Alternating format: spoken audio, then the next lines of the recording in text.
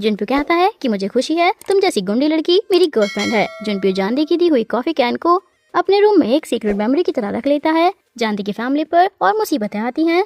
गुंडे आकर उनके रोड साइड स्नैक स्टॉल को तोड़ फोड़ देते हैं। जानदी का छोटा भाई लंच स्किप करने लगता है ताकि पैसे बच सकें। जानदी दिन रात मेहनत करती है, सुबह पेपर डिलीवरी, दोपहर को रेस्टोरेंट और रात को गैस स्टेशन।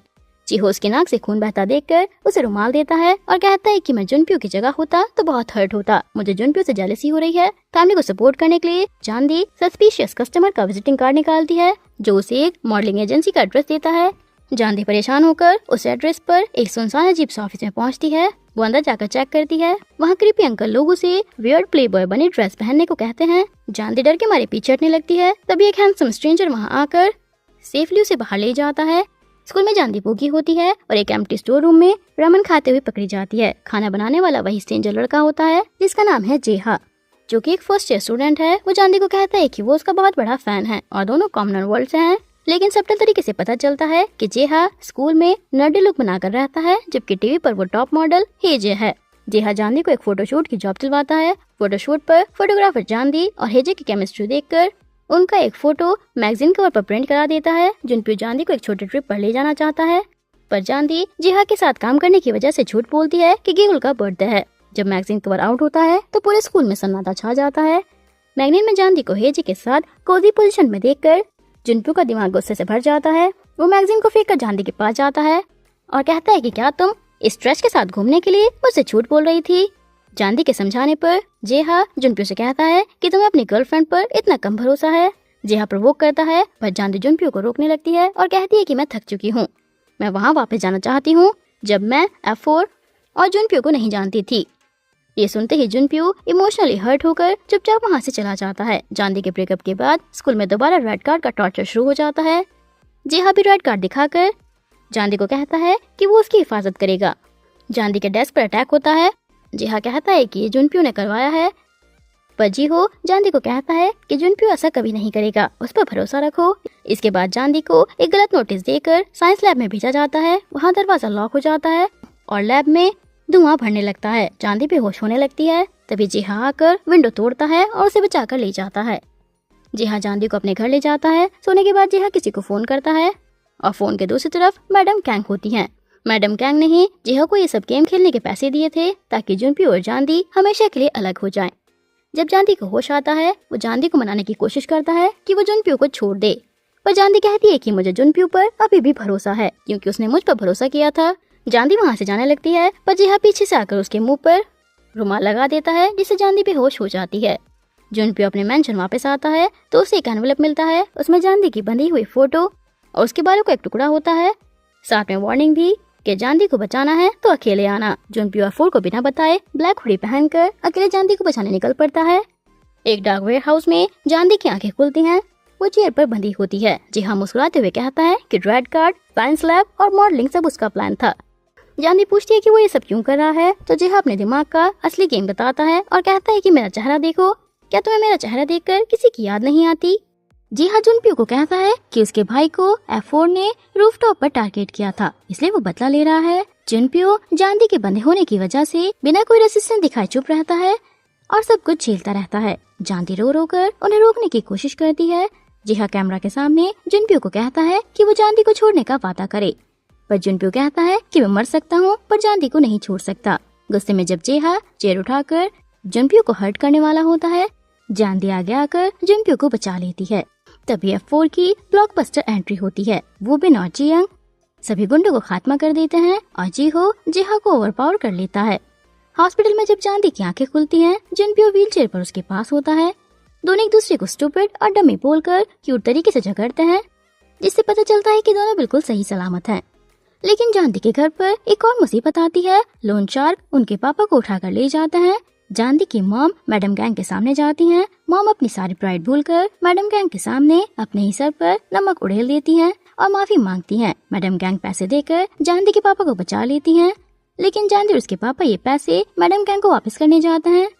जानदी मैडम गैंग के सामने बोलती है कि गरीबों की प्राइड और लोगों का दिल पैसे से नहीं खरीदा जा सकता और जुनप्यो अब ये बात समझता है। इस टेंशन के बाद पूरी गैंग एक स्काई रिजॉर्ट वेकेशन पर जाती है। जुनप्यो जानदी को सिखाता है और उसके लिए एक बहुत ही स्पेशल स्टार मून नेकलेस बनवाता है रात को आउटडोर कोल्ड में जुनप्यो जानदी को अपना जैकेट पहनाता है और उसके पॉकेट में नेकलेस डाल देता है। वो समझाता है कि स्टार मैं हूँ और तुम मून हो। स्टार कभी मून का साथ नहीं छोड़ता। दोनों एक ही जैकेट शेयर करते हैं, एक दूसरे के पास आते हैं और बहुत ही स्वीट रोमांटिक मोमेंट स्पेंड करते हैं। अगले दिन जिंजर ड्रायो जानदी को पुश करके उसका स्टार मून नेकलेस चुरा लेती है। जानदी परेशान होकर ढूंढती है। जुनप्यो को जब पता चलता है वो नाराज होकर कहता है कि क्या मेरी फीलिंग तुम्हारे लिए इतनी सस्ती है। मीन गर्ल्स जानदी को एक फेक टिप देती हैं। जानदी एक बहुत बड़े बर्फ के तूफान में अकेली पहुंच जाती है और बर्फ में गिरकर बेहोश होने लगती है। जी हो जिंजर ड्रायो से सच उगलवाता है और जुनप्यो को इन्फॉर्म करता है। जुनप्यो अपने मॉम के गार्ड्स को चकमा देकर एक स्नोमोबाइल और फिर पैदल चलकर तूफान में जानदी को ढूंढ निकालता है। जानदी बेहोश होते हुए कहती है कि मैं तुम्हारा दिल ढूंढने आई थी। जुनप्यो उसे एक वुडन कैबिन में ले जाता है। दोनों एक दूसरे को वार्म रखने के लिए एक ही ब्लैंकेट शेयर करते हैं। जुनप्यो जानदी से कहता है कि मैं तुम्हें प्रोटेक्ट करूंगा। जानदी वादा करती है कि वो उसके लिए स्पेशल बेंतो लंच बॉक्स बनाएगी। घर वापस आकर Jandi super cute Junpyo rice face bento box pack करती है और पिकनिक पर जुनप्यो का वेट करती है। लेकिन अचानक न्यूज आती है कि जुनप्यो के डैड चाइना में कोलैप्स हो गए हैं। शिनहुआ ग्रुप पर बड़ा क्राइसिस आ गया है और मैडम कैंग जुनप्यो को इमीडिएटली अब्रॉड ले जा रही हैं। जीहो जानदी को एयरपोर्ट ले जाने के लिए कार ड्राइव करता है पर बहुत देर हो चुकी होती है। जानदी एयरपोर्ट के बाहर से शिनहुआ प्राइवेट जेट को आसमान में उड़ते हुए देखती है और फूट फूट कर रोने लगती है। जीहो से संभालता है। आसमान में जुनप्यो के फोन से जानदी के मोबाइल पर एक लास्ट टेक्स्ट आता है कि मैं बहुत जल्दी वापस आऊंगा, वहीं रुकना और मेरा इंतजार करना। I love you Jandi. Story में लगभग 6 महीने का टाइम जंप आता है। F4 ग्रेजुएशन के बाद कॉलेज चले गए हैं और जानदी अपने हाई स्कूल के फाइनल ईयर में है। जुनप्यो के जाने के बाद से जानदी का उससे कोई कांटेक्ट नहीं हुआ है, जिससे वो अंदर से बहुत ज्यादा सैड रहती है। उसके रेस्टोरेंट पर वही खड़ूस जीहो के दादाजी बार बार आते हैं और जानदी को प्यार से कहते हैं कि तुम लोटस फ्लावर की तरह हो, क्या तुम्हें पता है कि लोटस मड में क्यों खिलते हैं। वो ये सवाल जानदी को होमवर्क के तौर पर देते हैं। जानदी के शोल्डर में काफी टाइम से दर्द हो रहा है, जो उसे तब लगा था जब उसने वेयर हाउस में जुनप्यो को बचाने के लिए चेयर का वार झेला था। जीहो से जबरदस्ती हॉस्पिटल ले जाता है। डॉक्टर एक बहुत ही हार्ट ब्रेकिंग न्यूज बता देते हैं, वो अब कभी स्विमिंग नहीं कर पाएगी। जानदी पूल के पास रो रो कर जीहो को कहती है कि मैं सुंदर नहीं हूँ, दिमाग से तेज नहीं हूँ और न ही मेरे पास पैसे हैं, बस एक स्विमिंग ही थी जो मुझे आती थी, अब मैं क्या करूँ। जीहो से संभालता है और कहता है कि हम मिलकर ढूंढेंगे, मैं तुम्हारा हाथ पकड़कर तुम्हें सपोर्ट करूंगा। जानदी जुनप्यो से मिलने के लिए मकाऊ जाने का फैसला करती है। पैसे कमाने के लिए वो लंच बॉक्स बेचती है, जिसमें अफसर आकर उसकी हेल्प करते हैं और हजारों गर्ल्स की भीड़ जमा करके पैसे कलेक्ट करवाते हैं। F3 पुल पर जानदी के लिए एक इमोशनल रिटायरमेंट सेरेमनी ऑर्गेनाइज करते हैं। जानदी मकाऊ पहुंचती है। होटल के बाहर एक चोर उसका वॉलेट चुरा लेता है, लेकिन वहाँ एक बोल्ड और किक-एस लड़की जे की उंगाकर उस चोर को धूल चटा देती है। दोनों लड़कियां आपस में फ्रेंडली बातें करती हैं। जानदी टूरिस्ट के ग्रुप के साथ शाही होटल के अंदर घुसने में कामयाब हो जाती है। वहाँ कसिनो और बार के पास वो जुनप्यो को देख लेती है। जुनप्यो एकदम कॉर्पोरेट लुक में बड़े बिजनेसमैन के साथ स्माइल कर रहा था और एक प्रिटी गर्ल उसके साथ खड़ी थी। जानदी से अचानक ग्लास टकरा जाता है। आवाज सुनकर जुनप्यो मुड़कर जानदी को देखता है, लेकिन उसके चेहरे पर कोई खुशी नहीं आती। वो जानदी को एक आईसी कोल्ड अनजान लुक देता है और बिना पहचानने का नाटक करके वहाँ से मुड़कर चला जाता है। जानदी का दिल कम्प्लीटली टूट जाता है। सैड जानदी को एक छोटा बच्चा चीप होटल का लालच देकर एक सुनसान गली में ले जाता है और उसका बैग लेकर भाग जाता है। जानदी उसका पीछा करती है, पर वहाँ गुंडे आकर उसे घेर लेते हैं। जानदी डर के मारे जुनप्यो को बुलाती है, तभी वहाँ F3 की ग्रैंड एंट्री होती है। वो बेन गुंडों से अपने माफिया अंडरवर्ल्ड लैंग्वेज में बात करता है। गुंडे उसके सामने हाथ जोड़कर कहते हैं कि प्रिंस सॉन्ग, और डर के मारे भाग जाता है। F3 जानदी को अपने लग्जरियस होटल में ले जाता है। जीहो जानदी के चेहरे से समझ जाता है कि उसकी जुनप्यो से मुलाकात अच्छी नहीं रही। जुनप्यो F3 से मिलने से भी मना कर देता है और कहता है कि वो बिजनेस मीटिंग में बिजी है। तभी F3 को एहसास होता है कि जुनप्यो अब सिर्फ F4 का लीडर नहीं बल्कि शिनहुआ ग्रुप का बॉस बन चुका है। जानदी सैड होकर होटल के वेनेटियन कनाल के पास बैठी रहती है और जुनप्यो के कोल्ड बिहेवियर के बारे में सोचती है। तभी वहाँ जे यंग दूसरी गंडोला पर आ जाती है। F3 उसे एम्बैरेसिंग बोलते हैं, पर जानदी उसे पहचान कर कहती है कि वही लड़की है जिसने उसकी जान बचाई थी। वहाँ मैडम कैंग और जुनप्यो जे के ग्रुप के ओनर से बिजनेस मीटिंग कर रहे होते हैं। दोनों शिनहुआ रिसोर्ट प्रोजेक्ट में पार्टनर्स बन रहे हैं। जे के उनके पेरेंट्स कहते हैं कि उनकी बेटी मकाऊ घूम रही है। मिस्टर जंग किसी तरह जुनप्यो को एक बास्केटबॉल कोर्ट पर ले जाते हैं, जहाँ F3 पहले से उसका वेट कर रहे होते हैं। जुनप्यो एकदम कोल्ड टोन में कहता है कि नाइस टू सी यू। ये जंग नाराज होकर पूछता है कि क्या वो जानदी को जानबूझकर इग्नोर कर रहा है, तो जुनप्यो कहता है कि ऐसी लड़कियां अब मेरे लिए कोई वैल्यू नहीं रखती। तुम सब ने डेटिंग की है, क्या मैं नहीं कर सकता। जियांग गुस्से में कहता है कि तुमने ही कहा था ना कि एक मैन शुरुआत से लास्ट तक रेस्पॉन्सिबिलिटी लेता है। और जब यीजंग कहता है कि जान दी अब कभी स्विमिंग नहीं कर सकती तो जुनप्यो के चेहरे पर एक सेकंड के लिए शॉक आता है। यीजंग जुनप्यो को एक जोरदार पंच मार देता है। जुनप्यो वापस जाते हुए कहता है कि शिनहुआ के 7 लाख एम्प्लॉइज की जिम्मेदारी मुझ पर है। 7 लाख लोगों का बोझ उठा कर देखो, तब पता चलेगा तुम बदलते हो या नहीं। जीहो जान दी को सुबह सुबह एक ब्रिज पर ले जाता है जहाँ जुनप्यो पहले से खड़ा होता है। जीहो दोनों को अकेला छोड़ देता है। जान दी आगे बढ़ती है और कहती है कि तुम्हारे पापा के बारे में सुनकर मुझे दुख हुआ। जुनप्यो कोल्ड वॉइस में कहता है कि मैं ठीक हूँ, बिजी हूँ, पूछो मत और जाओ यहाँ से। जान दी कहती है कि क्या तुम सच में ऐसी एक्टिंग कर रहे थे कि जैसे मुझे पहचानते ही नहीं, मैं तुम्हारे लिए क्या हूँ। जुनप्यो बिना किसी इमोशनल के कहता है कि एक ऐसा मार्क जिसे मैं मिटा देना चाहता हूँ। जान दी कहती है कि तुम क्रूल हो जुनप्यो। जुनप्यो कहता है कि मैं ऐसा ही था, बस पहले नाटक कर रहा था। जान दी वहाँ से रो रो कर चली जाती है। जुनप्यो अपनी मॉम मैडम कैंग के रूम में घुसता है और कहता है कि अब सेटिस्फाई हो आप, अब सब कुछ आपके हिसाब से हो गया ना। मैडम कैंग कहती है कि उस लड़की से शिनहुआ का कोई लेना देना नहीं है। तब जुनप्यो अपनी आंखों में आंसू भरकर कहता है कि वो कोई ऐसी वैसी लड़की नहीं है, वो पहली लड़की है जिससे आपके बेटे ने प्यार किया है। मैडम कैंग उसे इमोशनल ब्लैकमेल करती हैं कि क्या तुम अपने लेट पापा की लेगेसी, शिनहुआ कंपनी और 7 लाख लोगों की लाइफ एक लड़की के लिए बर्बाद करोगे। अगर तुमने प्रॉमिस तोड़ा तो मैं जान दी को कोरिया में जीने नहीं दूंगी। जुनप्यो अंदर से पूरी तरह टूट जाता है और हेल्पलेस फील करता है। जीहो जान दी को चीयर अप करने के लिए मकाऊ घुमाता है। एक शॉप पर जान दी एक सुंदर हाई हील शू देखती है पर प्राइस देखकर छोड़ देती है। जुनप्यो पीछे से वही शू बाय करने आता है पर वही शू जेयोंग भी पकड़ लेती है। दोनों के बीच शू को लेकर झपटी और फाइट होती है। जुनप्यो जेक्योंग को पकड़कर शू छीन लेता है और साइज कंफर्म करने के लिए जेक्योंग के पैरों में जबरदस्ती शू पहना कर चेक करता है। फिर शू खरीद कर चला जाता है। जेक्योंग उसके इस एटीट्यूड पर शॉक रह जाती है। घर पर जीहो जुनप्यो के लैपटॉप पर जान दी का रिकॉर्डेड वीडियो मैसेज भेजता है। जुनप्यो जब वो वीडियो देखता है तो उसकी आंखों में आंसू आ जाते हैं। जुनप्यो वीडियो देखकर जान दी के पास भागने ही वाला होता है कि उसे अपने लेट फादर की बातें याद आने लगती हैं, शिनहुआ और फैमिली का ख्याल रखना। जुनप्यो दोनों इमोशंस के बीच फंसकर दर्द में चिल्लाने लगता है और जमीन पर गिर जाता है। अगले दिन जान दी और जीहो चेकआउट कर रहे होते हैं। तभी जीहो का एक पुराना चाइनीज फ्रेंड मिंग मिल जाता है। मिंग जीहो पर फिदा होता है और जान दी से जेलस होने लगता है। वो अपने ग्रैंड हाउस में दोनों को ले जाता है। खाने के टेबल पर मिंग टेस्टी डिशेस जान दी से दूर करके जीहो के पास रखता है पर जीहो हर डिश जान दी को पास कर देता है, जिससे जान दी प्राउड फीलिंग के साथ खाती है। मिंग जीहो से कहता है कि क्या तुम इससे प्यार करते हो? तुम इसे देखकर बिल्कुल वैसे स्माइल करते हो जैसे सीह्यून के वक्त करते थे।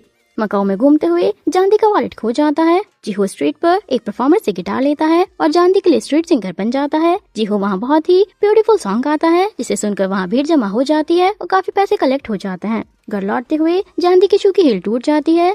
जीहो जान दी को अपने पेट पर उठाकर ले जाता है। जीहो कहता है कि ये पहली बार है जब मैंने खुद पैसे कमाए हैं और तुम्हारी वजह से मैं बहुत से काम पहली बार कर रहा हूँ। दोनों को नहीं पता कि बाहर ब्लैक कार में जुनप्यो 3 घंटे से उन्हें चुपचाप देख रहा था।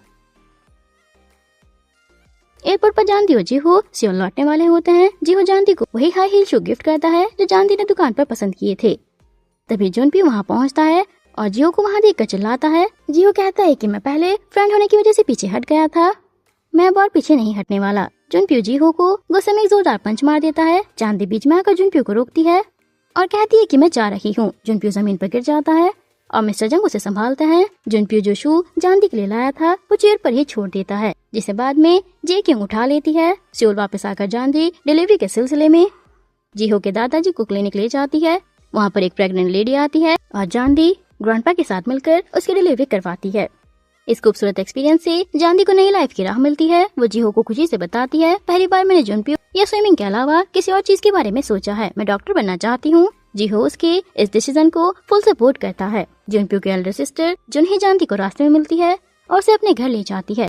जान दी जुनप्यो के खाली बेडरूम में जाती है। वहाँ उसके टेलीस्कोप और स्टाइमोन नेकलेस के बारे में सोचकर फूट फूट कर रोने लगती है कि मैं बस उससे कहना चाहती थी कि मुझसे कितना प्यार करती हूँ। जुनही उसे हक करके कहती है कि जुनप्यो वापस आएगा, उस पर भरोसा रखो और उसे एक चांस दो। मैडम कैंग जान दी को जुनप्यो के बर्थडे पार्टी का इन्विटेशन भेजती है। एफोर और गेवल के साथ जान दी पार्टी में पहुँचती है। जुनप्यो केक कट करते वक्त जान दी को देखता है और चुप रहता है। मैडम कैंग जान दी को ह्यूमिलेट करने के लिए स्टेज पर पियानो प्ले करने को कहती हैं। जान दी आगे बढ़ती है और पियानो बजाते हुए एक इमोशनल सॉन्ग गाती है जिससे सभी इम्प्रेस हो जाते हैं। लेकिन मैडम कैंग अपना सबसे बड़ा ट्रम्प कार्ड खेलती हैं। वो स्टेज पर आकर अनाउंस करती हैं कि शिनहुआ ग्रुप के वारिस जुनप्यो की एंगेजमेंट ये ग्रुप की बेटी हा जियांग के साथ तय हुई है।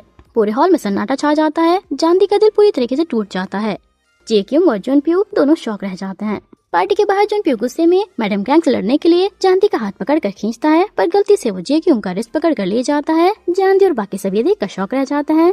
बाहर जाकर जब जुनप्यो को पता चलता है कि वो रॉन्ग गर्ल को ले आया तो वो जेक्यूंग पर चिल्लाता है। जेक्यूंग उसे पीछे से जंप करके उसके कान पर बाइट कर लेती है। जेक्यूंग उसे मंकी बोलती है और मजाक उड़ाती है। जेक्यूंग के बॉडीगार्ड जुनप्यो को पकड़ लेते हैं, पर जेक्यूंग को जुनप्यो की पागलपन वाली पर्सनालिटी पसंद आने लगती है। घर लौटते वक्त जीहो जानदी को कहता है कि आंखों से जो दिखता है वो हमेशा सच नहीं होता, कभी कभी सच देखने के लिए भरोसे की जरूरत होती है। घर पहुंचकर जीहो देखता है कि जानदी अपना बैग उसकी कार में छोड़ गई है। वो जुनप्यो को कॉल मिलाने ही वाला होता है कि फोन रिंग होने लगता है। जुनप्यो उसके घर के बाहर फोन कान पर लगाए खड़ा होता है। जीहो उसे टोंट मारता है कि मकाऊ में तुमने मुझे भी पंच किया था, जिस पर जुनप्यो कहता है कि मुझे मार लो और हिसाब बराबर करो।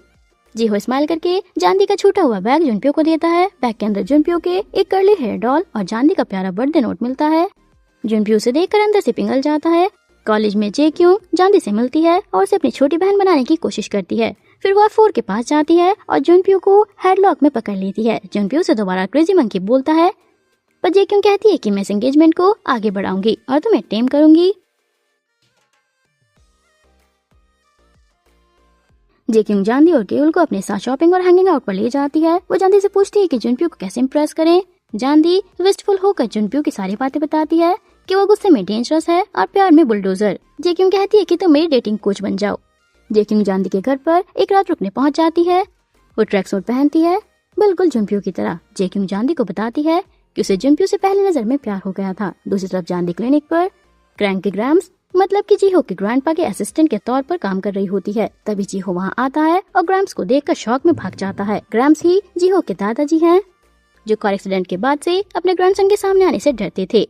ईजंग और गेउल फेक डेट पर जाते हैं ताकि जानदी को लगे कि ईजंग उसे ट्रैप कर रहा है। जानदी घबराकर जुनप्यो के रूम में घुस जाती है, जहाँ जुनप्यो शावर लेकर बाहर आ रहा होता है। जानदी और जुनप्यो दोनों मिलकर ईजंग और गेउल की डेट को स्पाई मोड में फॉलो करते हैं। आइस रिंक पर जब बर्फ पड़ती है, जुनप्यो अपने जैकेट जानदी को पहना देता है और उसे हक कर लेता है। ईजंग गेउल एक होटल के अंदर जाते हैं। जानदी उनका प्लान खराब करने के लिए रूम सर्विस कार्ड चुरा लेती है। होटल रूम में जानदी और जुनप्यो अकेले होते हैं। जानदी कहती है कि हैप्पी बर्थडे और एंगेजमेंट के लिए कांग्रेचुलेशन, लेकिन हॉल में सडन एंट्री होती है मैडम कैंग की। वो जानदी को डर्टी कैरेक्टर कहती हैं। जुनप्यो अपनी मॉम का हाथ पकड़ लेता है। मैडम कैंग गुस्से में जुनप्यो को ही जोरदार थप्पड़ लगा देती हैं। जुनप्यो को गार्ड ले जाते हैं। लॉबी में जुनप्यो हेल्पलेसली जीहो को मैसेज करता है कि वो जानदी को बचा ले और फ्रस्ट्रेशन में अपना फोन जमीन पर पटक कर चकनाचूर कर देता है। जीहो क्लिनिक पर जानदी को ढूंढ लेता है, जहां वो मॉपिंग कर रही होती है। जीहो उसे मॉपिंग करने से रोककर हक कर लेता है, जिससे जानदी उसके शोल्डर पर रोने लगती है। अगले दिन कॉलेज में जुनप्यो जानदी को कंप्लीटली इग्नोर करके निकल जाता है, लेकिन जानदी की मुश्किलें खत्म नहीं होती। उसके घर पर रेड स्टिकर लग जाते हैं।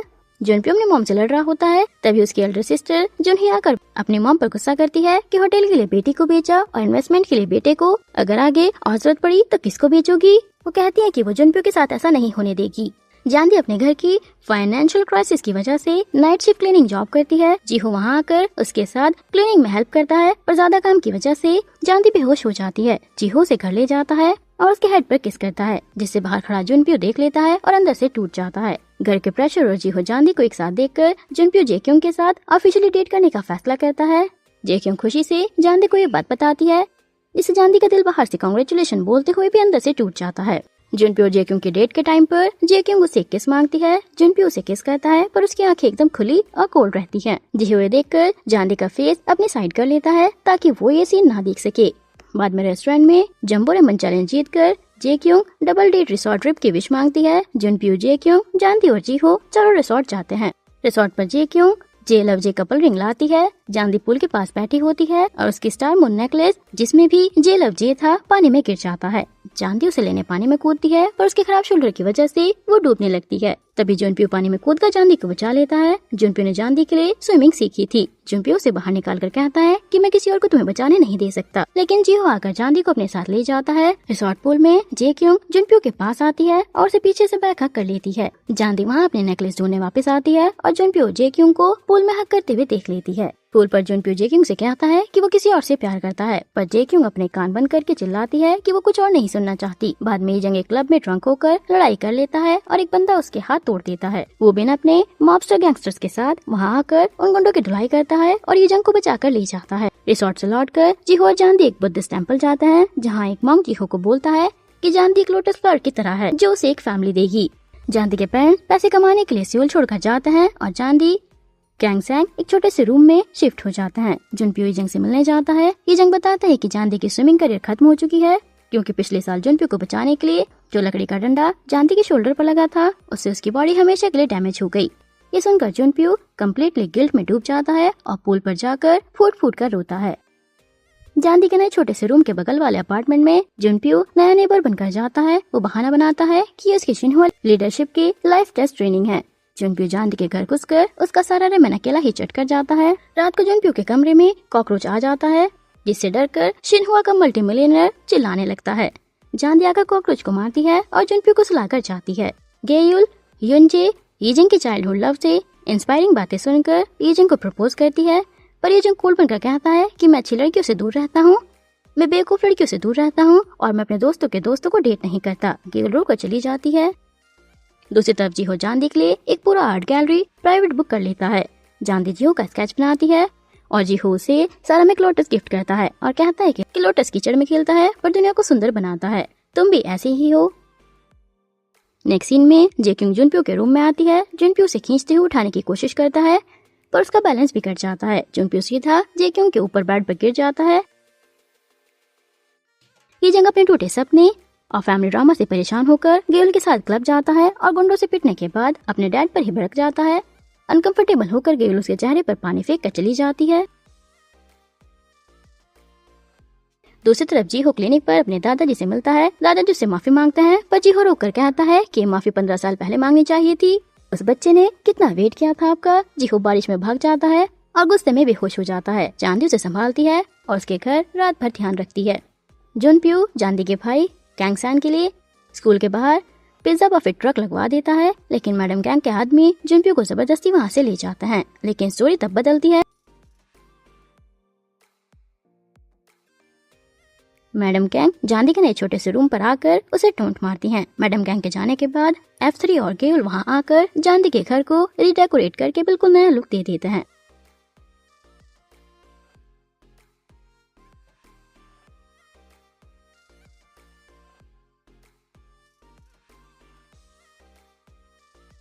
जेक्यूंग और जुनप्यो भी वहाँ आते हैं और सब मिलकर ट्रूथ गेम खेलते हैं। जीहो यीजंग से पूछने पर सजा के तौर पर यीजंग के गाल पर किस कर लेता है। जीहो जुनप्यो से पूछता है कि अगर तुम्हारी वजह से तुम्हारी गर्लफ्रेंड प्रॉब्लम में पड़े तो क्या तुम उसे छोड़ दोगे। जुनप्यो कहता है कि नहीं, मैं उसका हाथ मजबूत पकड़ कर रखूंगा और उसे खुश रखूंगा। जुनप्यो जांदी से पूछता है कि क्या पुराना प्रॉमिस अभी भी वैलिड है। जांदी कहती है कि नहीं, प्रॉमिस करने वाले और मांगने वाले दोनों अब बदल चुके हैं। मैडम गैंग अपना सबसे क्रूल कार्ड खेलती है। वो जांदी का पूरा अपार्टमेंट बिल्डिंग तोड़ने का ऑर्डर दे देती है। जांदी के पास अब रहने की जगह नहीं बची। फाइनेंशियली वीक होने की वजह से उसका छोटा भाई कैंगसैंग भी उसे छोड़कर गांव में अपने पेरेंट्स के पास जाने का फैसला करता है। ट्रेन स्टेशन पर कैंगसैंग जांदी को कहता है कि जुनप्यो अभी भी तुमसे प्यार करता है। जांदी रोड पर बेहोश हो जाती है और जुनप्यो की एल्डर सिस्टर जुनही उसे बचाकर शिन्हुआ मैनर ले आती है। जांदी सेल्फ रिस्पेक्ट के लिए लिव इन मेड के तौर पर काम करने लगती है। स्ट्रिक्ट ग्रैनी हाउसकीपर जांदी को सीधा जुनप्यो की एक्सक्लूसिव पर्सनल मेड बना देती है। जुनप्यो वॉकी टॉकी पर जांदी को ऑर्डर देता है, पर जब जांदी सो जाती है तो उसे चुपके से ब्लैंकेट उड़ा देता है। जांदी जीहो के दादाजी की तबीयत खराब देखकर उन्हें जबरदस्ती जीहो के घर ले आती है। जांदी जीहो को कहती है कि तुम दोनों को एक दूसरे की जरूरत है और आखिरकार जीहो अपने दादाजी को माफ करके उनके हाथ का बना खाना खा लेता है।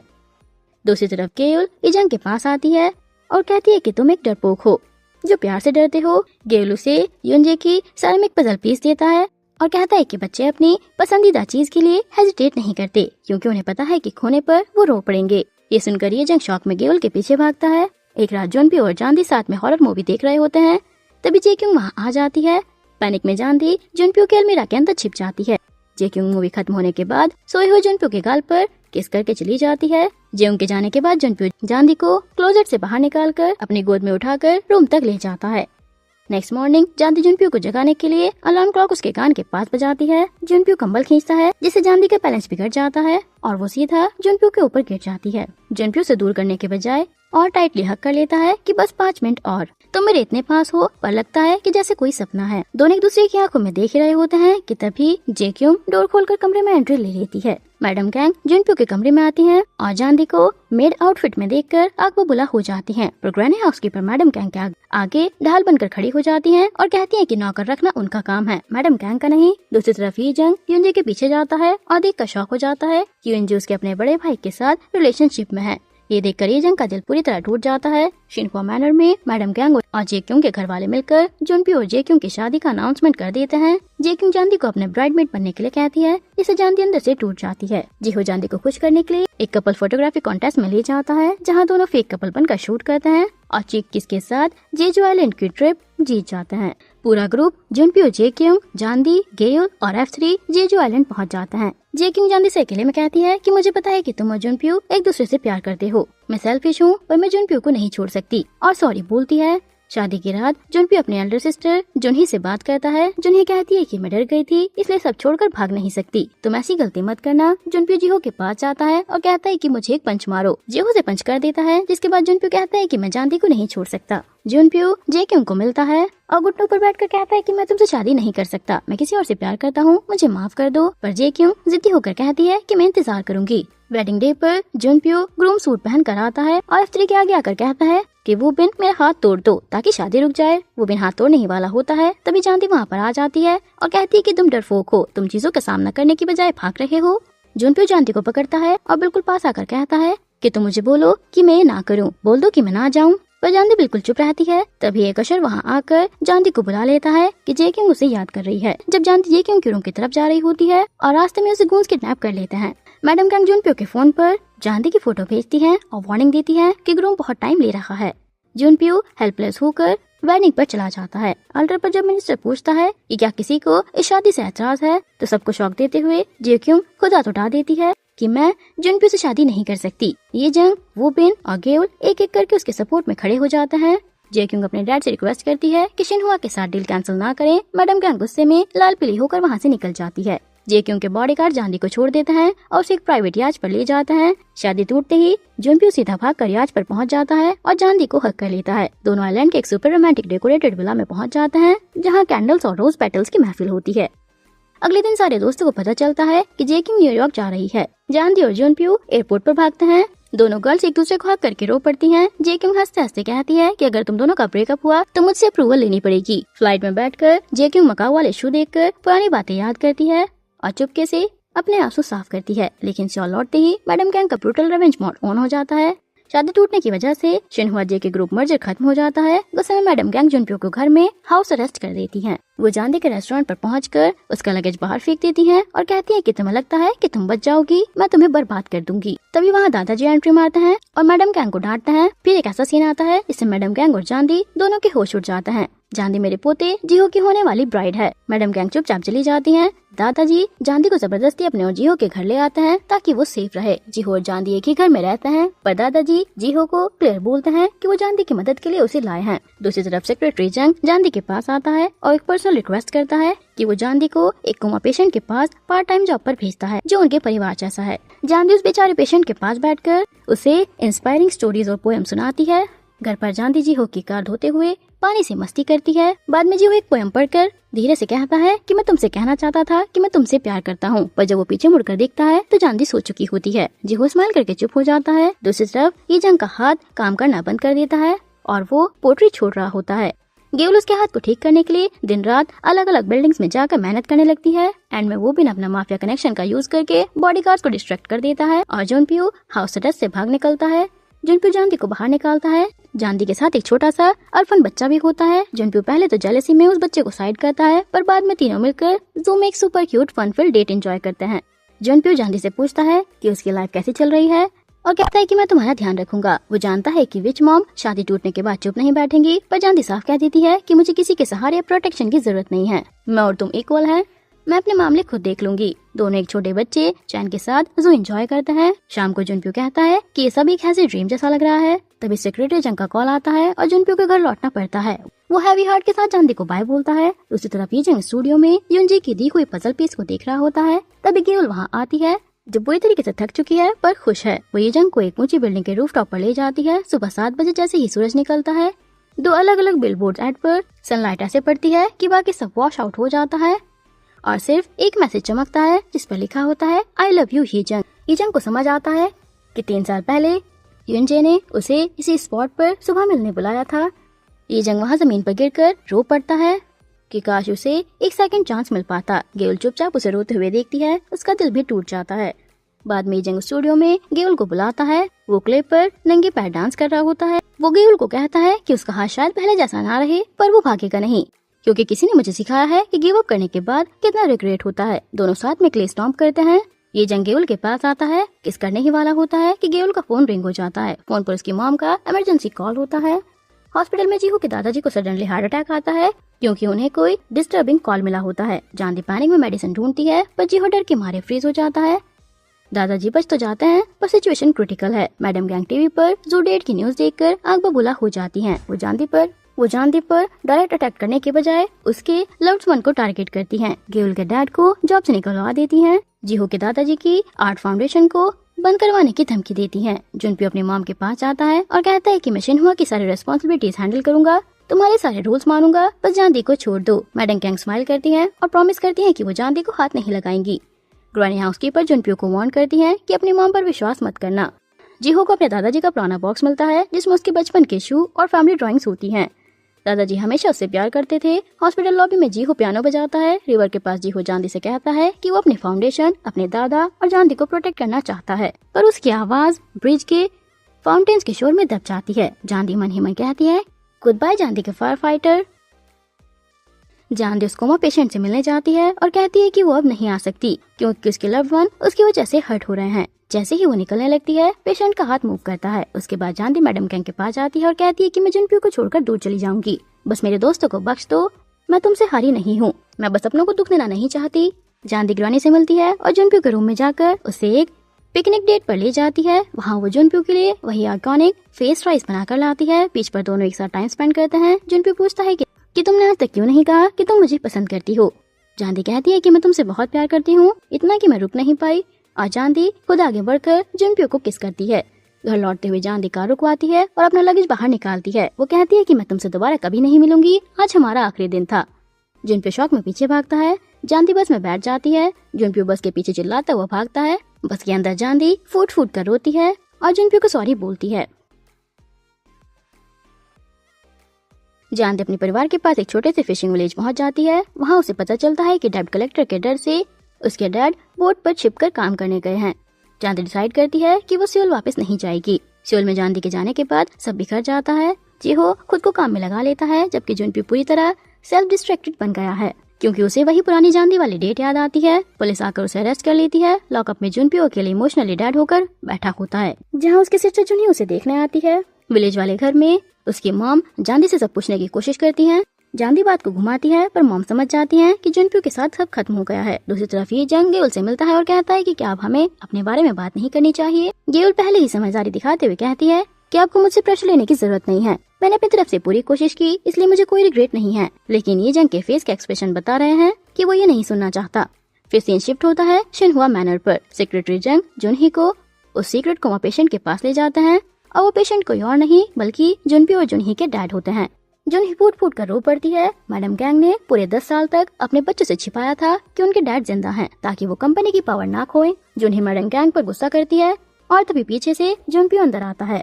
जुनप्यो को जब सच पता चलता है कि उसकी माँ ने उसके इमोशंस और उसके डैड फादर की मेमोरी के साथ कितना बड़ा खेल खेला, तो उसका दिल पूरी तरीके से टूट जाता है। वो गुस्से में गाड़ी चला कर निकल जाता है।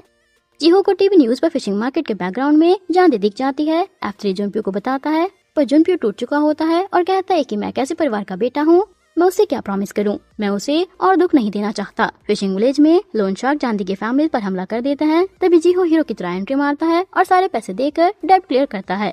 जानदी ऑकवर्ड फील करती है, पर जीहो कहता है कि तुमने मुझे इससे कहीं ज्यादा दिया है। जीहो अपने गले से जान निकालता है जिसमें उसकी मॉम की वेडिंग रिंग होती है और वो जानदी को ऑफर करता है कि मैं अब तुम्हारे बिना नहीं रह सकता। जानदी रोती हुई जीहो को रिंग वापस दे देती है और अपना स्टार मून नेकलेस निकाल कर कहती है कि मैं ट्राई कर चुकी हूँ, पर मैं जुनप्यो को अपने दिल से नहीं निकाल सकती। जीहो से समझाता है और कंफर्टिंग हक देता है। जुनप्यो ये सब अपनी कार से देख रहा होता है। तभी वहाँ एक शिनहुआ का एक्स एम्प्लॉय अपनी कार लेकर जीहो को उफाने के लिए फुल स्पीड में आगे बढ़ता है। जिहो को बचाने के लिए जुनप्यो रोड पर जंप मारता है और कार सीधा जुनप्यो को उड़ा देती है। जुनप्यो हवा में उछलकर जमीन पर गिर जाता है। हॉस्पिटल में जुनही मैडम कैंग पर चिल्लाती है। जानदी आकर मैडम कैंग के पास बैठती है और बिना किसी गुस्से के कहती है कि जुनप्यो को एग रोल्स और रामेन बहुत पसंद है। वो पोचंग माचा पर 2020 फिश केक खा जाता था, वो ठीक हो जाएगा, आप टेंशन मत लीजिए। जिहो को याद आता है कि एक्सीडेंट से पहले जुनप्यो ने उसे कहा था कि मैं जानदी को सिर्फ तुम्हारे हवाले कर सकता हूँ। जानदी जुनप्यो के बेड के पास बैठकर रोती है कि मैं फिर से झूठ बोल रही थी, मेरे तुम सिर्फ वही बेवकूफ जुनप्यो हो जो मुझसे प्यार करते हो, प्लीज उठ जाओ। कुछ दिनों बाद जुनप्यो को होश आता है। सभी दोस्त रूम में आते हैं। वो बिना अपने स्टाइल में जुनप्यो को हाय बोलता है। सब खुश होते हैं, पर तभी जुनप्यो जानदी को देखकर कहता है कि ये गर्ल कौन है। सब शॉक। जुनप्यो को F4 अपने सिस्टर शिनहुआ सब याद है। बस जानदी की सारी मेमोरीज उसके दिमाग से इरेज हो चुकी हैं। डॉक्टर बोलता है कि दिमाग ने शायद सबसे पेनफुल मेमोरी को ब्लॉक कर दिया है। जुनप्यो जानदी के साथ फिर से पुराना रफ बिहेवियर करना शुरू कर देता है। वो उसे जिहो की गर्लफ्रेंड समझता है और कहता है कि मेरे रूम से दफा हो जाओ। हॉस्पिटल में जानदी की मुलाकात एक एनर्जेटिक लड़की जंग यूमी से होती है। यूमी जुनप्यो से दोस्ती कर लेती है, उसे ओप्पा बोलती है और उसके साथ चिपक चिपक कर रहने लगती है। जुनप्यो भी यूमी के साथ लाफ करता है और जानदी को इग्नोर करता है। आफ्टर ऑल जानदी जुनप्यो की मेमोरी वापस लाने के लिए अजीबोगरीब प्लान्स बनाते हैं। Plan number 1, ice cream spin. Jandi Junpyo के चेहरे पर आइसक्रीम लगाती है और फोरहेड पर कार्ड चिपकाती है। रिस्पॉन्स 0। प्लान 2 है स्पिनिंग किक। जानदी टॉवल फेंककर अपने फेमस राउंड हाउस किक मारने का नाटक करती है। रिस्पॉन्स जुनप्यो जिहो पर चीखता है कि अपनी गर्ल को मेरे सामने से हटा लो। जिहो जानदी को कंसोल करता है। उसी रात यूमी जुनप्यो के साथ पिज्जा खाती है और स्टार्स की बात करती है। जुनप्यो के दिमाग में जानदी की ऐसी मेमोरी आती है, पर उसे लगता है कि वो यूमी है। जब F3 और जानदी वहाँ आते हैं तो यूमी जुनप्यो को हाथ पकड़कर कहती है कि हम दोनों हॉस्पिटल के ऑफिशियल कपल हैं। जुनप्यो जानदी को औकात वाली चीप गैंगस्टर लड़की बोल देता है। जिहो का टेम्पर लूज हो जाता है और वो जुनप्यो पर अटैक करने के लिए झपट मारता है। वो F2 से पकड़ लेते हैं। नेक्स्ट डे जानदी सोते हुए जुनप्यो के पास आती है और मजाक में कहती है कि आब्राकडाब्रा जुनप्यो जानदी को याद दिला दो, और वो अपना बनाया हुआ special face rice lunch box वहाँ रख कर चली जाती है। बाद में यूमी वहाँ आती है, जुनप्यो के फेस पर स्किन केयर डिवाइस लगाती है जिससे वो उठ जाता है। लंच बॉक्स देखकर जुनप्यो उसे खोलता है। एग रोल खाती है। उसके दिमाग में एक पुराना अच्छा फीलिंग स्ट्राइक होता है। जुनप्यो पूछता है कि क्या तुमने बनाया है। यूमी थोड़ी देर हेजिटेट करती है और मौके का फायदा उठाते हुए कहती है कि हाँ मैंने ही बनाया है। जुनप्यो कहता है कि मुझे याद आ गया, मैं जिसे भूला था वो गर्ल तुम ही हो। उसके बाद F2 बाकी दोस्तों को बताते हैं कि जुनप्यो को हॉस्पिटल से डिस्चार्ज मिल गया है। जानदी खुश होकर उससे मिलने भागती है। रास्ते में ये जंग गेउल से मिलता है। क्लेकिन के सामने दोनों बात करते हैं। ये जंग कहता है कि वो 4-5 साल के लिए अब्रॉड जा रहा है। गेउल सैड होती है, पर ये जंग उसे बड़ा सरप्राइज देता है कि जब मैं वापस आऊंगा सबसे पहले तुमसे मिलने आऊंगा। अगर तब तक तुम्हें तुम्हारा सोलमेट ना मिला तो। गेउल के चेहरे पर एक प्यारी सी स्माइल आ जाती है। जानदी खुशी खुशी जुनप्यो के रूम में जाती है, पर वहाँ यूमी पहले ही मौजूद होती है। जुनप्यो जानदी को रूड टोन में कहता है कि जिहो यहाँ नहीं है, तुम मुझे देखकर परेशान मत करो, यहाँ वापस मत आना। जानदी रोते हुए बाहर निकल जाती है। यूमी बाहर आकर उसे फेक सिंपैथी दिखाती है और कहती है कि मैं तुम्हारे और जुनप्यो के बीच नहीं आना चाहती, पर तुम्हारे आने से उसकी कंडीशन खराब हो रही है। मैं उसकी मेमोरी वापस लाने की कोशिश करूंगी। पर जानदी देख लेती है कि यूमी जुनप्यो से दोबारा वही लंच बॉक्स बनाने की रिक्वेस्ट कर रही है, जिससे जानदी को समझ आता है कि यूमी पूरी तरह झूठ बोल रही है। जिहो जानदी को भागते हुए पकड़ता है, उसे जुनप्यो के रूम में ले जाता है, पर वहाँ दोनों यूमी और जुनप्यो को कुछ पर एक साथ सोते हुए देखते हैं।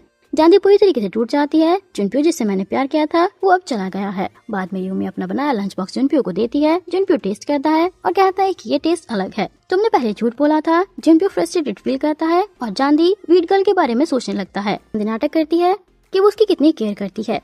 इसके बाद यूमी और जुनप्यो एक ग्रैंड पूल पार्टी होस्ट करते हैं। यूमी वहाँ अनाउंसमेंट करती है कि मैं और जुनप्यो 1 महीने बाद यूएस स्टडी करने के लिए जा रहे हैं, हम एक साथ हैं। जानदी पूल के पास अकेली खड़ी अपने स्टार मून नेकलेस देख रही होती है। जुनप्यो वहाँ से गुजर रहा होता है। जानदी उसे नेकलेस दिखाती है और कहती है कि इसे वापस ले लो। जुनप्यो इरिटेट होकर कहता है कि मैं क्यों लूं, थ्रो इट अवे। जानदी नेकलेस को पूल में फेंक देती है और जुनप्यो से पूछती है कि क्या तुम्हें स्विमिंग आती है। जुनप्यो कहता है कि उसे ट्रॉमा है, वो स्विमिंग नहीं करता। जानदी कहती है कि नहीं, तुम्हें आती थी। जानदी उसे उसकी सारी अजीब आदतें और उसके दिल की सच्चाई याद दिलाती है कि तुम दुनिया से नहीं डरते, पर एक कीड़े से डरते हो। तुम प्राइवेसी और प्राइड में फर्क नहीं समझते। तुम बच्चों से नफरत का नाटक करते हो, पर एक अच्छे फादर बनना चाहते हो।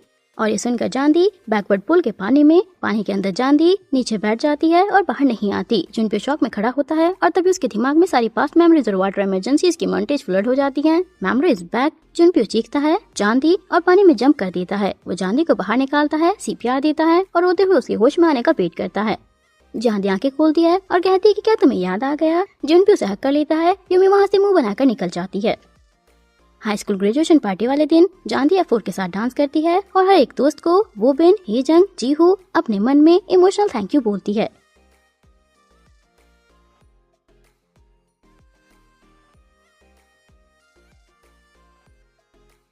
बाद में जुनप्यो जानदी को नामसन टावर पर वही पुराने डेट स्पॉट पर मिलता है और प्रपोजल देता है। Let's get married.